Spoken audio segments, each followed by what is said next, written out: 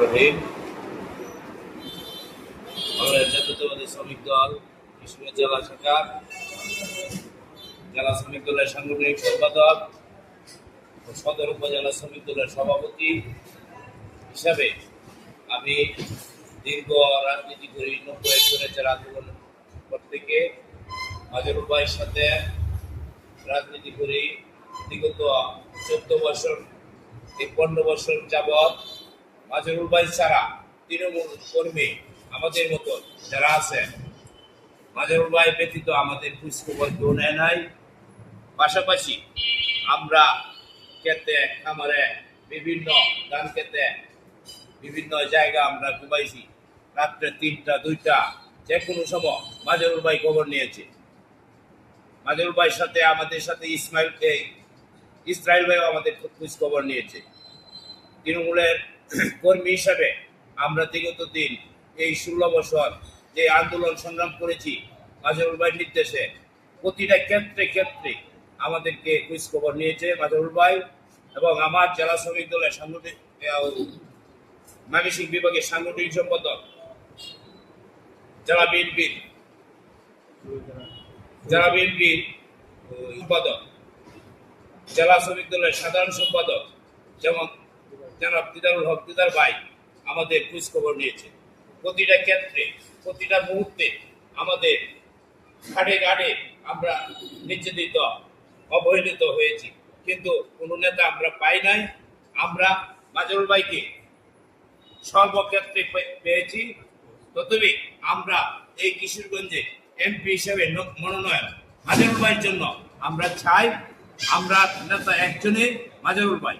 এই মাজহারুল ভাই যদি আমাদের দুঃখে সুখে সর্বক্ষেত্রে আমাদের পাশে থাকে, তাহলে এই মাজহারুল ভাই পিছনে আমরা রাজনীতি সুসংগঠিতভাবে এই সকল ইউনিট, ছাত্রদল, যুবদল, শ্রমিক দল, স্বেচ্ছাসেবক দল, কৃষক দল, মৎস্যজীবী, ওলামা দল, সকল জাসাদ, সকল অঙ্গ সংগঠন, যুবদল সহ সকল অঙ্গ সংগঠন মাজহারুল ভাইয়ের সাথে আছে।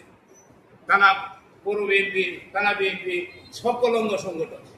সেই মাজহারুল ভাই আমাদের মাঝে, আমরা এমপি হিসেবে তাকে দেখতে চাই। যেন তারেক রহমানের কাছে আমাদের প্রত্যাশা এটাই যে মাজহারুল ভাইকে জনগণ চায়, কিশোরগঞ্জবাসী চায়, কিশোরগঞ্জের বাসী সকলের সাথে মিশে আছে। কিশোরগঞ্জের মাটি মাজহারুল ভাইয়ের খাঁটি। এই মাজহারুল ভাই সকল ক্ষেত্রে যদি তৃণমূল কর্মীদের খোঁজ খবর নিতে থাকে, সে যদি যেহেতু নেতৃত্ব দিয়েছে সঠিক পথে, আজকে মাজহারুল ভাইয়ের বিষয় কোনো জায়গা, কোনো দোকানদার, কোনো ব্যবসায়ী, কোনো বেল লাগানা কোনো জায়গায় বলতে পারবে না যে মাজহারুল ভাই কোনো দিকে 10 টাকা চাঁদা চাইছে। আজকে কিছু পক্ষ আছে মাজহারুল ভাইয়ের বিপক্ষে এই এমপি হিসেবে চাইতেছে, আমরা তাদেরকে বরখাস্ত করে আমরা মাজহারুল ভাইয়ের পক্ষে আমরা কাজ করি।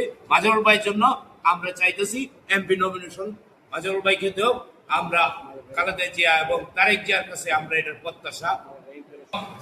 এই কিশোরগঞ্জের প্রত্যেকটা মহল্লা, প্রত্যেকটা এলাকা, প্রত্যেকটা ইউনিট, প্রত্যেকটা জায়গা, প্রত্যেকটা এই জেলা বিএনপির সকল ইউনিটকে সে মাদক মুক্ত রাখছে এবং ইউনিয়ন গুলা মাদক মুক্ত রাখছে। মাদকের কোনো আশ্রয় সে দেয় নাই।